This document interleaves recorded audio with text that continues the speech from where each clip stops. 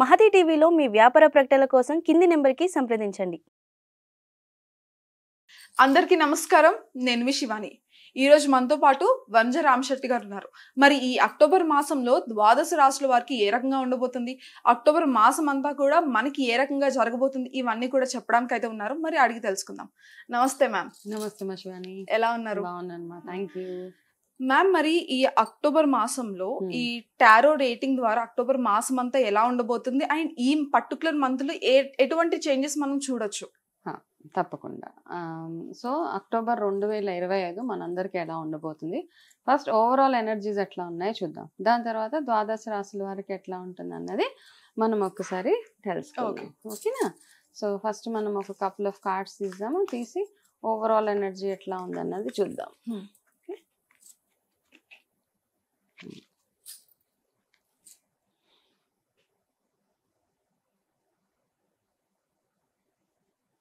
Okay. So October ఓవరాల్గా 2025 October చూసుకుంటే overall energy అంటే ఇక్కడ ఫస్ట్ ఒక కార్డ్ ఏమొస్తుందంటే మనకి ఎంత కావాలో అంతే తినాలి ఎవరైనా. అంటే చాలా మందికి ఆశ ఎక్కువ ఉంటుంది కదా, నాకు కడుపుకి సరిపడిన దానికంటే ఇంకెక్కువ తినేయాలని ఒక ఆశ. అట్లాంటి ఆశలు అలాంటివి ఏమైనా ఉంటే అంటే కొంచెం మనము ఆధ్యాత్మికత వైపు ఎక్కువగా ఆలోచించుకుంటే గనక అవతల వాళ్ళకి ఎంత సహాయం చేస్తే మనకు అంత బెనిఫిట్ కలుగుతుంది. నంబర్ 1. ఓకే, అది ఒకటి. రెండోది ఏంటంటే మీరు ఎంత కష్టపడితే అంత ఫలితం కూడా తగ్గుతుంది.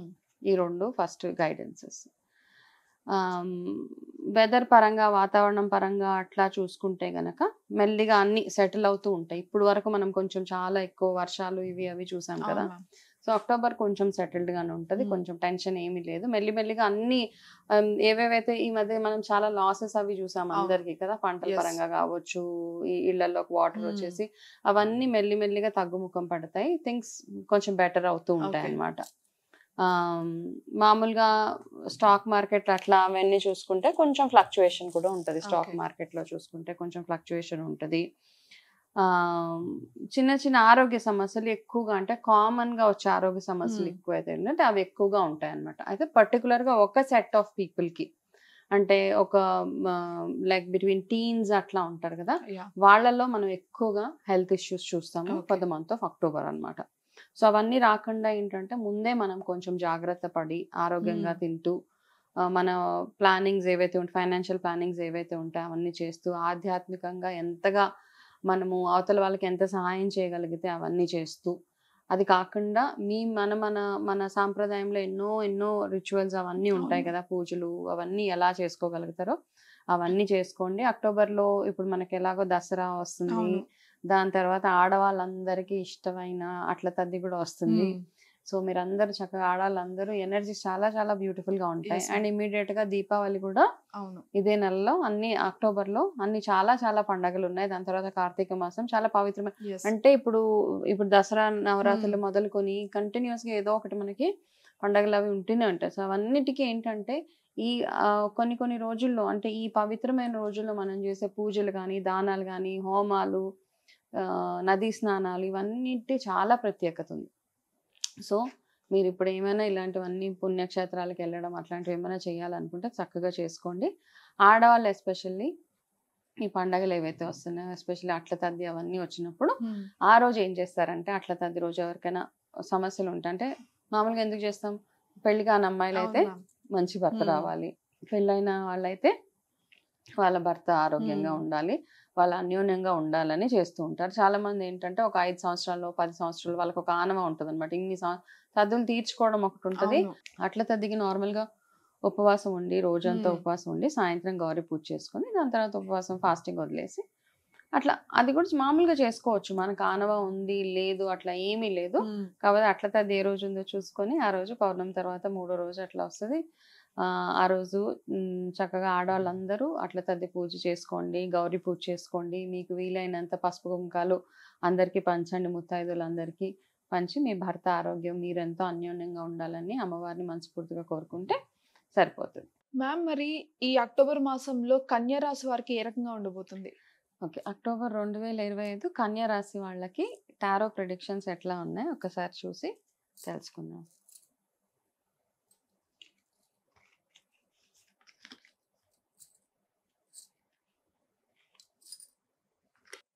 ఫస్ట్ కన్యా రాశి వాళ్ళు కోపం తగ్గించుకోవాలి. కోపం ఎంత కోపం, తన కోపమే తన శత్రువు. సో కాబట్టి మీరు కోపం మీ కోపం వల్ల, మీ ఇరిటేషన్ వల్ల మీరు చాలా చాలా కోల్పోతారు. కాబట్టి ఆ కోపాన్ని కొంచెం ఎట్లా కంట్రోల్ పెట్టుకుంటారు? మీరు రెగ్యులర్గా మెడిటేషన్, కొంచెం కామ్ డౌన్ అవ్వండి.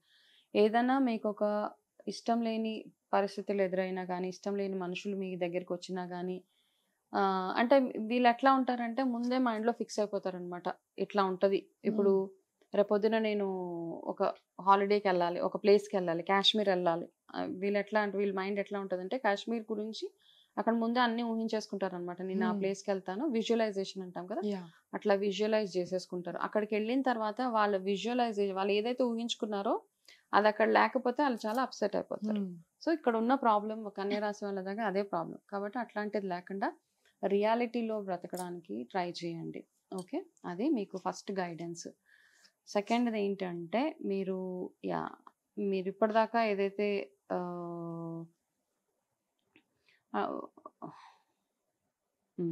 ఓకే, మీరు ఎవరితోటైనా చాలా కాన్ఫ్లిక్ట్లో ఉంటే కనుక, ఫ్యామిలీస్లో, రిలేషన్షిప్స్లో ఏదైనా ఫైటింగ్స్ అవి అట్లాంటివి అవుతూ ఉంటే కనుక దాన్ని ఒక దగ్గర బ్రేక్ చేసేయండి. ఇంకా అది పట్టుకొని అదే పనిగా సంవత్సరాలు నెలలు అట్లా లాగొద్దు. ఒక పీస్ఫుల్ రెజల్యూషన్ అంటాం, ఏదైనా అక్కడికి బ్రేక్ చేసేయండి. లేకపోతే మీ మనసులో ఉన్నది ఓపెన్గా చెప్పేసి ఒక క్లారిటీ తెచ్చుకుంటే మీకు కూడా మైండ్ ఫ్రీ అయిపోతుంది అనమాట. మైండ్లో ఏదైతే క్లటర్ ఉంటుందో అది వెళ్ళిపోవాలి మనకి ఎవరికైనా కానీ. అది వెళ్ళిపోతేనే మనము ఇంకా వేరేవి ఏమైనా స్టార్ట్ చేయడానికి బాగుంటుంది. ఓకే, ఒకవేళ మీ రిలేషన్షిప్స్లో మీరే కనుక తప్పు చేసినట్టయితే కనుక వెళ్ళి అవతల మనిషికి ఒకసారి వెళ్ళి వాళ్ళ దగ్గరికి వెళ్ళి పశ్చాత్తాపడం, సారీ చెప్పడం, రిగ్రెట్ అంటాం. ఆ రిగ్రెట్స్ ఏవైతే ఉంటాయో వాళ్ళ దగ్గరికి వెళ్ళి అది చెప్పేసుకొని పీస్ఫుల్ క్లోజర్ తీసుకొని రావాలి.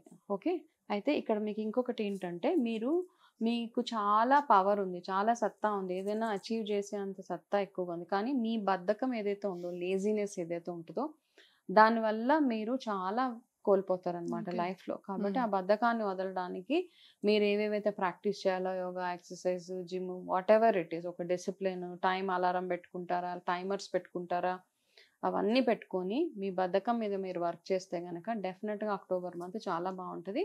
మీరు చేయాల్సిందల్లా అక్టోబర్ మంత్ హనుమంతుడి ఆరాధన ఎక్కువగా చేయాలి. ఎంత ఎక్కువగా చేస్తే ప్రతిరోజు మీరు హనుమాన్ చాలీసా చదవండి, హనుమాన్ దండకం చదవండి. ఈ 30 రోజులు హనుమంతుడికి మీరు ఆవు నెయ్యితోటి దీపం పెట్టండి. పెట్టి ఎట్లా పెడతారు అంటే కన్యా రాశి వాళ్ళు ఎస్పెషల్లీ అక్టోబర్లో ఒక పిండి దీపం తయారు చేసుకోండి. చిన్నవి 2 పిండి దీపాలు తయారు చేసుకొని ఆ దీపము వత్తి వెలిగించి, పువ్వొత్తి వేసి నెయ్యి వేసి వెలిగిస్తారు కదా, అది వెలిగినంత సేపట్లో మీరు ఈ హనుమాన్ చాలీసా అంతా చదివేసేయండి. అంటే మీరు ఈ చాలీసా చదివే వరకు ఆ దీపం వెలుగుతూ ఉండాలి. అదొక్కటి చూసుకోండి. మధ్య మధ్యలో నెయ్యి వేసుకోవడం. దాని తర్వాత ఆ పిండి ఏదైతే ఉంటుందో, గోధుమ పిండి కానీ శనగపిండి మీ ఇష్టం, ఈ 2 పిండిలో ఏదో ఒక పిండి, ఆ పిండి మీరు పూజ అంతా అయిపోగానే ఆ పిండిలో కొంచెం పంచదార కలిపేసి అవి చిన్న చిన్న ఉండల్లాగా చేసి పక్షులకు కానీ చేపలకు కానీ అట్లా వేసేయండి. అంతే, అదొక్కటే మీకు రెమెడీ. ఇది చేసి చూడండి. మీ లైఫ్లో అక్టోబర్ నెల ఒక్క నెలకే కాకుండా చాలా చాలా చేంజెస్ మీ లైఫ్లో జరుగుతాయి. ఓకే.